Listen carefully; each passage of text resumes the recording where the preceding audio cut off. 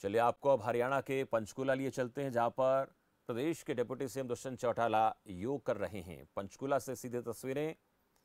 घुटनों को खोल दे, पीछे लेट जाए, पैरों को मैक्सिमम खोले, एड़ियां अंदर की और पंजे बाहर की ओर, माथा टिकाएं, गर्दन को घुमा दे दाएं और रिलैक्स करें, पूर्ण रूप से विश्राम। 2-3 लंबे गहरे श्वास।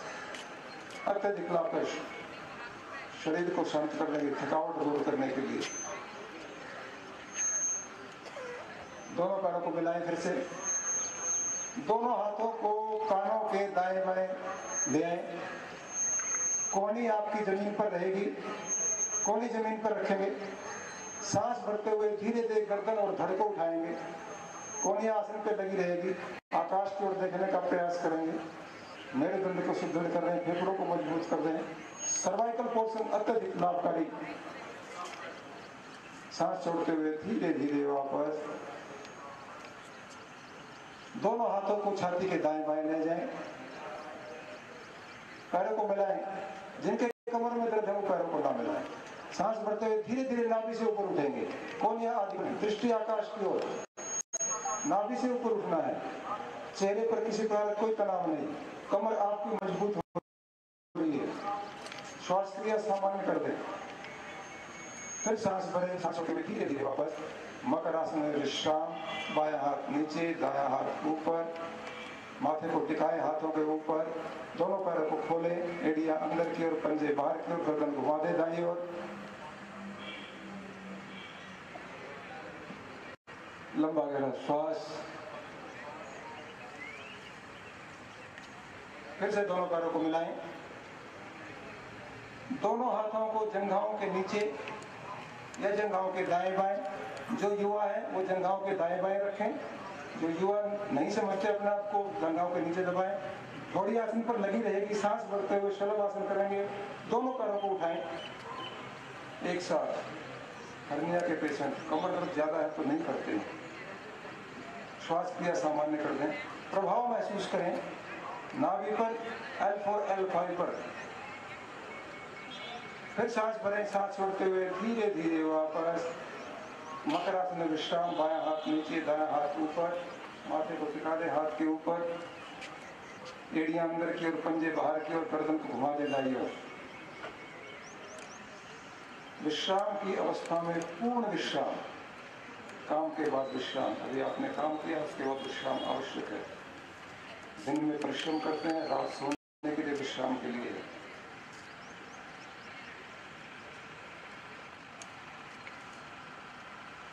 दोनों पैरों को मिलाएं फिर से। दाएं हाथ को ले जाएं कमर के पास। बाएं हाथ को सीधा कर दे आगे की ओर। बाएं ओर रोल कर जाए, पीठ के बल आ जाए। बाएं हाथ का तकिया बनाते हुए घूम जाए, पीठ के बल आ जाए।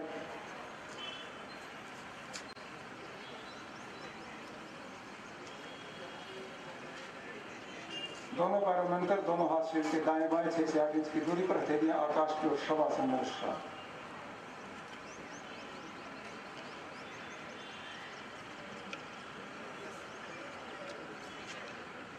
दोनों पैरों को मोड़ लीजिए, घुटनों को मोड़ लीजिए, एड़ियों को लिए नितंबों के आसपास जितना नजदीक ले जाए ले आए। दोनों हाथों से पैरों के टखनों को पकड़ेंगे, चारों उंगलियां बाहर की ओर, अंगूठा अंदर की ओर। जिनको सर्वाइकल की दिक्कत है वो इस आसन को नहीं करेंगे। गर्भावस्था के दौरान महिलाएं भी नहीं करते हैं, मासिक धर्म में नहीं करेंगे। कमर में अत्यधिक पीड़ा तो ध्यान से करेंगे। सांस भरते हुए धीरे धीरे कमर को ऊपर उठाएं। सेतु बंद आसन सर्वाइकल पोर्शन को अत्यधिक पुष्ट करता है।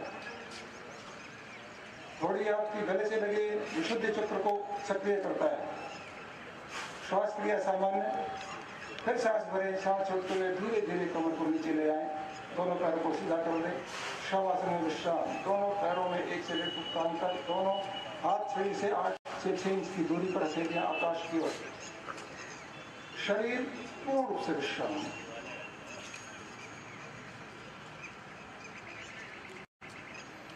फिर से दोनों पैरों को मिलाएं। दोनों हाथ शरीर के साथ ले आए, हथेली आसन की ओर। ध्यान रखें कि जिनको कमर में दर्द है वो इस आसन को नहीं करेंगे, एक एक पैर से करेंगे। उत्तान पादा, दोनों पैर सीधे लेंगे, दोनों पैर सीधे। दोनों पैरों को उठाना, सांस भरते सीधा कर लीजिए।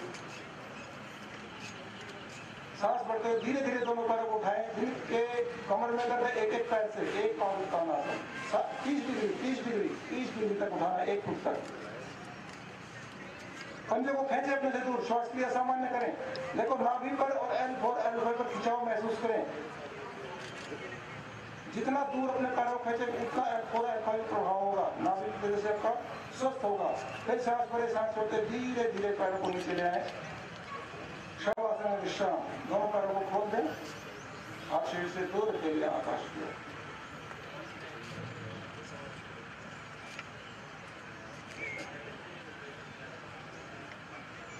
ऐसे दोनों पैरों को मिलाएं। अर्ध हलासन करना है, नेत्र ज्योति बढ़ाने के लिए, कब्जियत को दूर करने के लिए। ध्यान रखना जिनकी कमर में दर्द है दोनों पैरों को उठाएंगे, एक एक को उठाएंगे। जो स्वस्थ है दोनों पैरों को मिलाते हुए सांस भरते हुए 30 डिग्री तक ले आए, फिर 60 डिग्री पे ले जाएं, 90 डिग्री पे श्वास क्रिया सामान्य। रुके हैं 10 सेकंड रुके।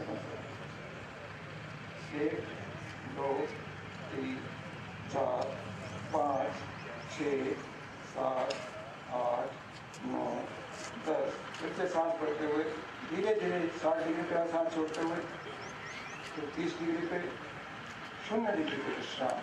शवासन में दोनों पैरों में अंतर 1 फुट का, हाथ शरीर से दूर थे आकाश की ओर, पूर्ण रूप से ढीला छोड़ दें।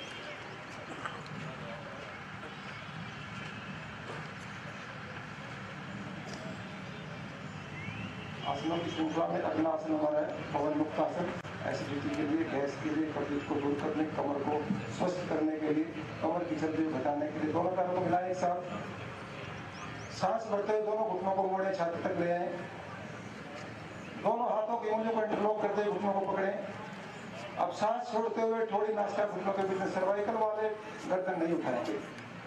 नासिका, थोड़ी, माथा लगा सकते हैं, घुटनों से लगाएं। श्वास क्रिया सामान्य कर दें।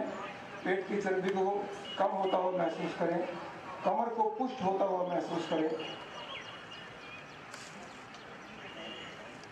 सांस भरते हुए धीरे धीरे गर्दन को नीचे ले आए, इंटरलॉक खोलें, सांस छोड़ते पैरों को सीधा कर दें। शवासन में विश्राम।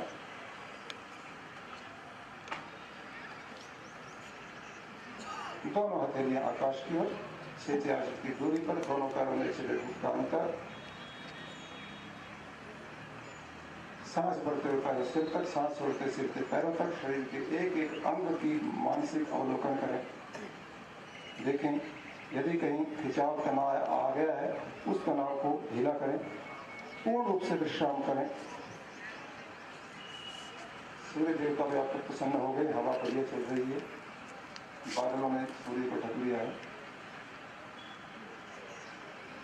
मुखमंडल पर आ जाएंगे। नासिका से सांसों को अंदर बाहर जाकर महसूस करें। सांसों पर ध्यान केंद्रित करते अपने रूप स्वरूप में परमात्मा के दर्शन करें। उस परमात्मा ने, इतने सुंदर परमात्मा ने इतना सुंदर मुखमंडल और शरीर मुझे दिया है, उस पर थोड़ा सा गर्व करें, मुस्कुराएं।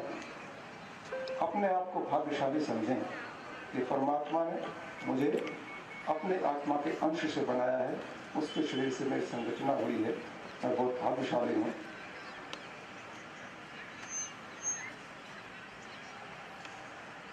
अपने सूक्ष्म शरीर को स्थूल शरीर से थोड़ा सा दूर लेकर जाएं, बाहर ले आएं। पैरों से 4 फुट दूर खड़ा कर दें और दूर खड़ा होकर सूक्ष्म शरीर से स्थूल शरीर पर दृष्टिपात करें।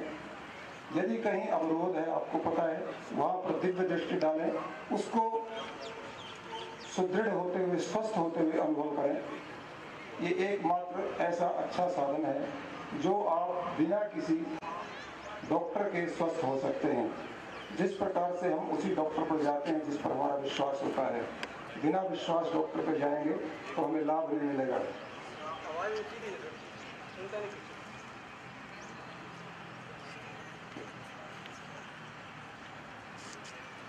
धीरे धीरे अपने सूक्ष्म शरीर को अपने स्थूल शरीर के अंदर प्रविष्ट कराने का प्रयास करें और थोड़ी सी कंपन और हलचल महसूस करें।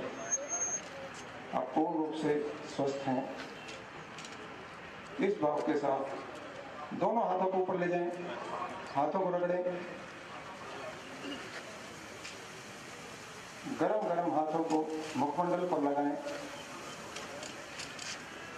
अंगड़ाई लें एक हल्की सी, सुप्ताड़ासन।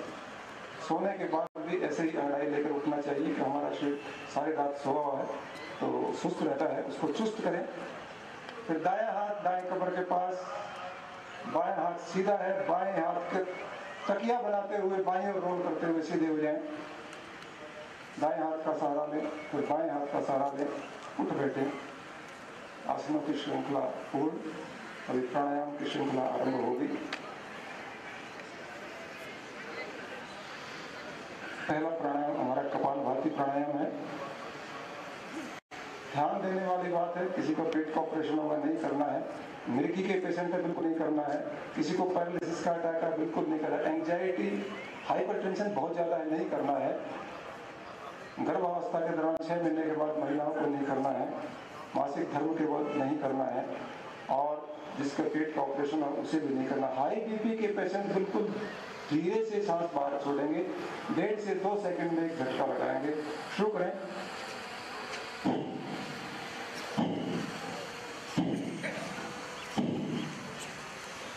1.5 से 2 इंच तक पेट अंदर जाए। आपके कपाल को शुद्ध करता है। शरीर की 99% बीमारियां कपालभाति प्राणायाम से ठीक हो जाती हैं।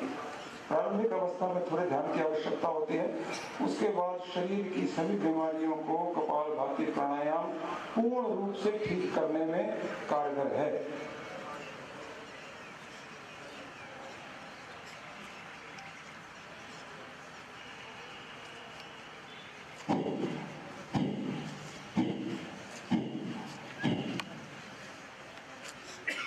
पेट की चर्बी को कम करता है, फैटी लीवर को ठीक करता है, छोटी आंत बड़ी आंत स्वस्थ करता है, कालू लीवर को ठीक करता है, पथरी की समस्या को ठीक करता है, हाजमा आपका दुरुस्त होता है।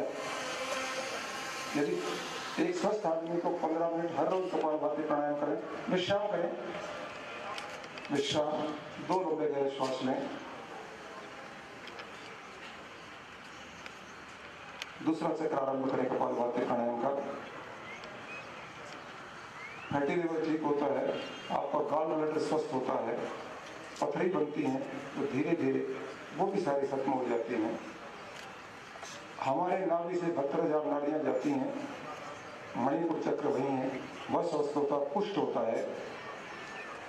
गर्भावस्था के दौरान हम माँ के पेट में होते हैं तो इस नाभि से ही सारा अपना खाना हम लेके जाते हैं, तो ये नाभि बहुत महत्व की है। ये यदि डिस्टर्ब हो जाती है तो आपका स्वस्थ होना मुश्किल हो जाता है। विश्राम, 2 लंबे गहरे सांस लें।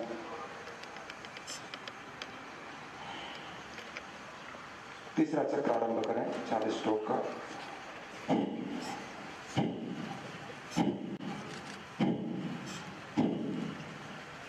सांस को झटके से बाहर फेंक रहे तो क्या कर रहे हैं हम? कार्बन डाइऑक्साइड बाहर फेंक रहे हैं, और ये कार्बन ही हमें परेशान करता है।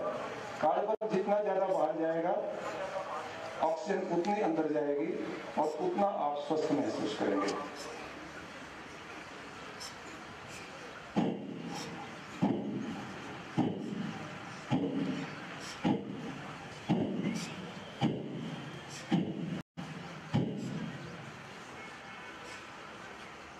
विश्राम, लंबा गहरा सांस।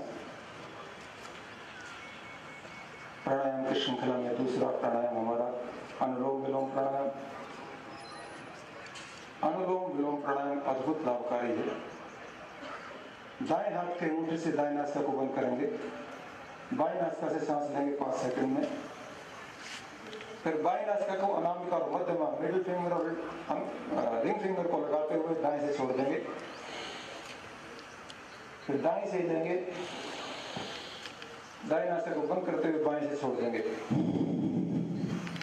एक चक्र हुआ, 5 सेकंड में लें, 5 सेकंड में छोड़ें, करते रहें।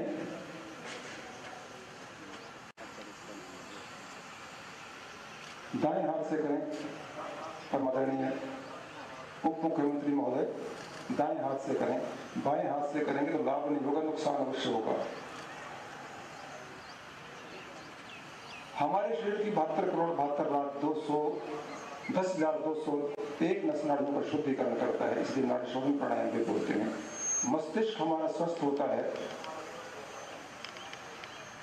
माइग्रेन पेन ठीक होता है, एंजाइटी ठीक होती है, हाइपरटेंशन ठीक होती है, high BP low BP normal हो जाता है, त्वचा बच्चे की तरह कोमल होती है, आधा घंटा हर रोज करते हैं तो चश्मा भी उतर जाता है, त्वचा बच्चे की तरह कोमल हो जाती है, दमे अस्थमे की बीमारी पूर्ण रूप से ठीक होती है, हृदय में कई अवरोध हैं, सारे अवरोध बिल्कुल ठीक हो जाते हैं, और कैंसर अनुलोम विलोम प्राणायाम से पूर्ण रूप से क्योर होता है, लेकिन उसको 4 से 5 घंटे ठीक करना होता है। दाएं नासिका से सांस लेते हुए बाएं नासिका से छोड़ते हुए विश्राम, ये भी 15 मिनट के लिए स्वस्थ आदमी को करना आवश्यक है। तीसरा प्राणायाम, गर्मी बहुत ज्यादा होती है, 21 जून को बड़ा दिन भी है, शीतली प्राणायाम कराते हैं। शीतली प्राणायाम अद्भुत लाभकारी है। जीभ को बाहर निकाल के गोल करेंगे, नालीनुमा बनाएंगे और मुंह से सांस लेंगे। सांस छाती में रोक सकते हैं तो रोके, नहीं तो नाक से बाहर, नासिका रंध्रों से बाहर। हाई बीपी को नॉर्मल करता है, तुरंत नॉर्मल करता है, भूख प्यास का शमन करता है, तिल्ली जिगर की बीमारी को ठीक करता है, हाजमा आपका ठीक करता है, बीपी तुरंत नॉर्मल कर देता है। सर्दियों में कम किया जाता है, जिनको दमे अस्थमे की बीमारी है, कफ के रोग हैं, उनको थोड़ा सर्दियों में परहेज करना होता है। करें, एक बार और करें। उपवास के दिनों में इस प्राणायाम को 4 से 5 बार करते हैं तो भूख प्यास का शमन हो जाता है। कहीं ऐसी जगह हो जहां आपको पानी उपलब्ध नहीं है, प्यास आपको लगी है, शीतली प्राणायाम करें, तुरंत आपका प्यास शांत हो जाएगी। विश्राम, लंबा गहरा श्वास लें। चौथा प्राणायाम हमारा भ्रामरी प्राणायाम है। बाएं हाथ नीचे, दाएं हाथ ऊपर, दोनों हाथ गोद में, अंजलि मुद्रा में पहला है। 2 अवस्थाएं इसकी हैं, एक अंजलि मुद्रा और फिर माथे पे और आंखों पे हाथ रखते हुए कान को बंद करते हुए फिर करते हैं। ये बहुत लाभकारी प्राणायाम है। कोरोना के समय में यदि 21 बार किसी ने भ्रामरी प्राणायाम किया है तो कोरोना के जो कीटाणु हैं वो नाक में ही भस्म हो जल जाते थे, खत्म हो जाते थे। और क्या क्या करेगा, किसी को एंजाइटी है, आधे सिर का दर्द है, माइग्रेन पेन है, चक्कर आते हैं, पैरालिसिस का अटैक आया है, मिर्गी के बीमार हैं, पेशेंट हैं, उनके लिए अत्यधिक लाभकारी है। नस नाड़ियां किसी के दिमाग की अवरुद्ध हो गई हैं, उन सारी नस नाड़ियां खोल देता है। इनिशियल स्टेज पे यदि दिमाग में ट्यूमर बन गया है, उस ट्यूमर को भी ठीक करता है।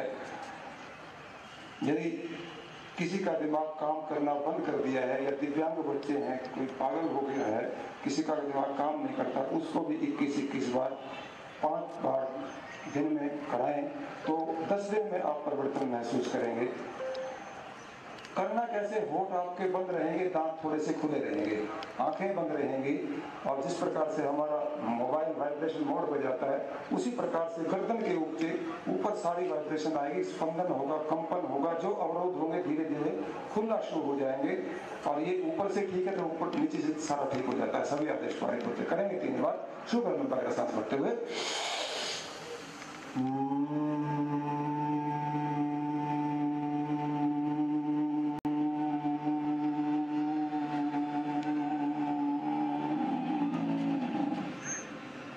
श्वास भीतर,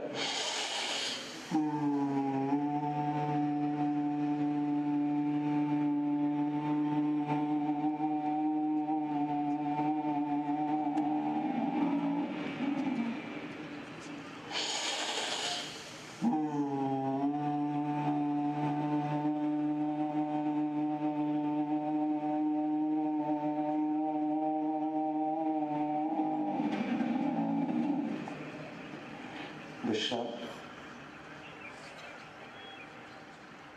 जो दूसरी विधि है इसकी, पहले सुन लें। पहला हाथ माथे पे इस प्रकार से रहेगा, जो आईब्रो है वो है वो लगा लेंगे। और आप तिलक या बिंदी लगाते हैं उतना हिस्सा आपका खुला रहेगा। जो आज्ञा चक्र है आपका, जो तीसरा नेत्र है उसको फ्री छोड़ देंगे। बाकी तीनों उंगलियों को नाक और आंख के बीच में हल्के से स्पर्श कराएंगे। सुन लीजिए, पहले सुन लीजिए, बाद में करेंगे, क्योंकि उसके बाद थोड़ा सा ध्यान कराना है, ध्यान में जाना है। आपकी मिडिल फिंगर को हल्का सा आंख पर स्पर्श कराएंगे, हल्का सा दबाव देंगे तो हमारे आज्ञा चक्र में परिवर्तन आएगा, तारे से टूटने शुरू होंगे, 2 रंग की आकृतियां हमारे सामने आएंगी। तो उस आकृति को हमें ध्यान से रखना है, पकड़ के रखना, उसके बाद ध्यान में जाना है। और ये कान के ढक्कन को अंगूठे से पलट करके शुरू करेंगे। शुरू करिए, 3 बार करेंगे।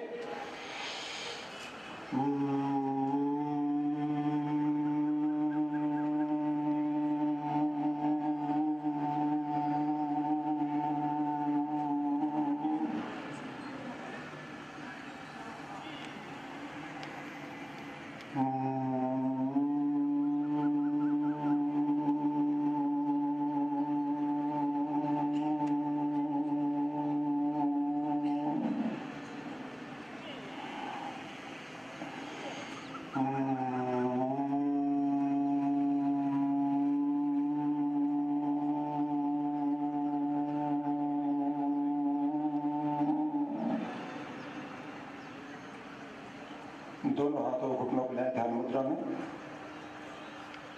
जो स्मृति पटल पर आज्ञा चक्र पर आकृति जो आई है उस आकृति को ध्यान से देखेंगे। ध्यान के अनुभव निराले हैं। जब मन मरता है तो वह खुद को बचाने के लिए पूरे प्रयास करता है। जब विचार बंद होने लगते हैं तो मस्तिष्क ढेर सारे विचारों को प्रस्तुत करने लगता है। जो लोग ध्यान के साथ सतत ईमानदारी से रहते हैं वह मन और मस्तिष्क के बहकावे में नहीं आते हैं, लेकिन जो बहकावे में आ जाते हैं वह कभी ध्यानी नहीं बन सकते। प्रत्येक ध्यानी को ध्यान के अलग अलग अनुभव होते हैं। शुरुआत में ध्यान करने वालों को ध्यान के दौरान कुछ अलग प्रकार के अनुभव होते हैं। पहले भौहों के बीच में आज्ञा चक्र में ध्यान लगने पर अंधेरा दिखाई देने लगता है। अंधेरे में कहीं नीला और कहीं पीला रंग आपको दिखाई देगा, तो उन गोलों को धीरे धीरे देखने का प्रयास करें। नीला और पीला रंग, जैसे जैसे इसको देखेंगे तो देखने के साथ साथ हम अपने आराध्य की ओर या योगेश्वर भगवान श्री कृष्ण का ध्यान करेंगे। और श्री कृष्ण क्योंकि नीले थे तो नीला रंग उनके मुखमंडल पर स्थापित कर दीजिए, और जो पीला रंग है वो पीतांबरधारी थे, उनके सारे शरीर पर स्थापित कर दीजिए।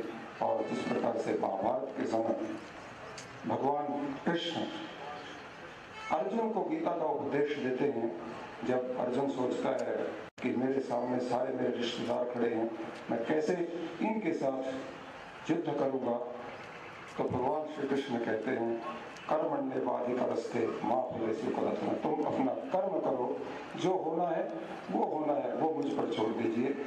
तो जिस प्रकार से गीता का उपदेश देते हुए सारे गीता का उपदेश को अर्जुन सुनते हैं और सुनकर अनुभव करते हैं कि मुझे जो परमात्मा ने कर्तव्य दिया है उस कर्तव्य को पूरी कर्तव्य निष्ठा से, कर्तव्य प्राणता से निभाऊंगा। फिर उनके मन में एक दिमाग में बात आती है कि मैं भगवान का विराट रूप देखना चाहता हूँ। जब उन्होंने कहा कि मैं आपका विराट रूप देखना चाहता हूँ और देखना चाहता हूँ किस प्रकार से आपके विराट रूप के दर्शन मुझे होते हैं, तो भगवान श्री कृष्ण कहते हैं कि इस प्रकार से इन आंखों से आप विराट रूप को नहीं देख पाएंगे, तो आप उस श्री कृष्ण से प्रार्थना करें और श्री कृष्ण आपको दिव्य दृष्टि देंगे और दिव्य दृष्टि से उस विराट रूप को देखने का आप प्रयास करेंगे, तब ही देख पाएंगे। और देखेंगे आप सभी को भगवान श्री कृष्ण ने दिव्य दृष्टि प्रदान कर दी है। अब उसके विराट रूप को देखना आरंभ करेंगे तो जब देखेंगे किस प्रकार से बड़े बड़े विकराल दैत्य हैं, बड़े बड़े हाथी हैं, छोटे से छोटे चींटी है, सब का संहार भगवान कर रहे हैं, उसके मुंह में जा रहा है। और आप देख रहे हैं कि जब इतने बड़े बड़े लोग, इतने बड़े बड़े पशु, इतने बड़े विशालकाय शरीर वाले लोग जीव जा रहे हैं अंदर, तो मेरी तो क्या औकात है। तो उस विराट रूप को बड़े ध्यान से एकाग्र होकर देखते जाएं, देखते जाएं, देखते जाएं, और देखकर मंत्रमुग्ध हो जाएं, आनंद से विभोर हो जाएं। उस ध्यान की पराकाष्ठा तक जाने का प्रयास करें। कभी कहा है ध्यान कमजोर दिल के व्यक्तियों को नहीं करना है, कमजोर शरीर के लोगों को भी नहीं करना है, जिनकी इच्छा शक्ति प्रबल नहीं है उनको भी ध्यान से परहेज करना चाहिए, क्योंकि इस प्रकार से विराट रूप को देखना हर किसी के बस की बात नहीं है। जो इच्छा शक्ति मजबूत होगी, जिनका हृदय बड़ा सुदृढ़ होगा, जो मस्तिष्क से प्रबल होंगे, वही ध्यान की पराकाष्ठा तक पहुंच जाते हैं। तो इस प्रकार से आप परम आनंद और परम सत्ता, उस नियंता, उस विधाता योग और भगवान कृष्ण के दर्शन विराट कर रहे हैं, उसको देखते हुए धीरे धीरे से वापस आएंगे।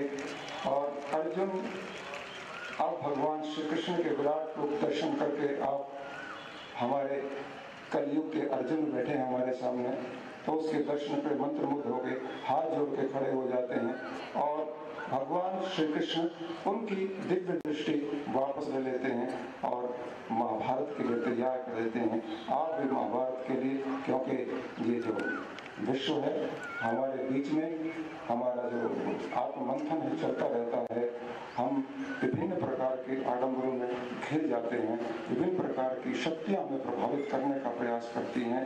हम अपना संतुलन बनाए रखें, इसलिए बहुत आवश्यक है कि हम धर्म संकट में न पड़ के एकाग्र भगवान के, अपने आराध्य के, जो आकार आपके स्मृति पटल पर आया है उसको ध्यान से देखेंगे तो आप मोक्ष की ओर अग्रसर हो सकते हैं। इस जीने मरने की लीला से आपका पीछा छूट सकता है। चेतना, दोनों हाथों को धीरे धीरे आप ले जाएं, रगड़े हाथों को, गरम गरम हाथों को हाथों पर लगाने का प्रयास करें। आंखें भी बंद रखने के बाद फिर से हाथों को ले जाएं ऊपर, पूरा जोर से घर्षण करें, जितनी ताकत है सारी लगा दें। जो ऊर्जा आपने प्राप्त की है वो हाथों में ले आए और धीरे धीरे से गर्म हाथों पर लगा के आपको मात्रे खोलेंगे, ऊर्जा को सारे शरीर पर धारण करेंगे। जिस अंग में आपके कसावट है, तनाव है, खिंचाव है, वहां पर ज्यादा धारण करेंगे और कल्पना करें कि मैं पूर्ण रूप से स्वस्थ हो गया हूँ। आंखें खोल लीजिए, मेरे साथ मिलकर बोलिएगा संकल्प अंतर्राष्ट्रीय योग दिवस का। मैं संकल्प लेता हूं कि सर्वदा अपनी सोच में संतुलन बनाए रखूंगा। ऐसी मनस्थिति मेरे उच्चतम आत्म विकास की असीम संभावनाएं प्रदान करती हैं। मैं अपने कर्तव्य निर्वाह के प्रति, कुटुंब और कार्य के प्रति तथा समाज व समूचे विश्व में शांति, स्वास्थ्य और सौहार्द के प्रसार के लिए कृत संकल्प हूँ। शांति पाठ के लिए दोनों हाथ जोड़ लीजिए, मेरे साथ मिलकर बोलिएगा। ओम सर्वे भवन्तु सुखिनः,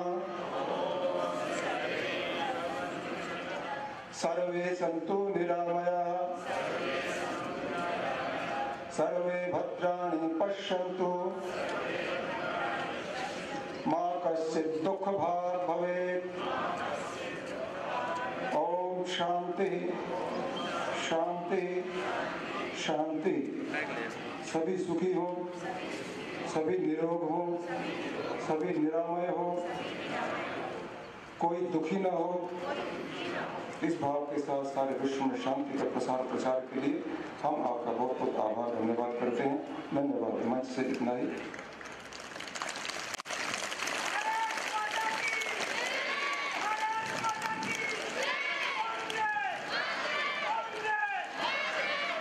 बहुत ही बढ़िया प्रस्तुति योग आसनों की पतंजलि के माध्यम से। ध्यान का बीज बोए और मन की शांति का फल पाएं। सभी अतिथिगणों से अनुरोध है कि पुनः मंच पर अपना स्थान ग्रहण कर लें। और मैं पुनः एक बार बताना चाहूंगी कि आज जिन जिन विभागों ने भाग लिया उनमें जो प्रमुख तौर पर उपस्थित थे आईटीबीपी, हरियाणा पुलिस। दिवस के इस मौके पर पंचकुला में डिप्टी सीएम और राज्य मंत्री संदीप सिंह को आप देख रहे हैं, योग किया गया है और बड़ी तादाद में लोग यहाँ पर पहुंचे हैं। न सिर्फ पंचकुला में बल्कि देश दुनिया के अलग अलग हिस्सों में आज योग दिवस का एक कार्यक्रम मनाया जा रहा है, तन मन के स्वास्थ्य के लिए और दुनिया को, समाज को, मानवता को जोड़ने का संदेश दे रहा है।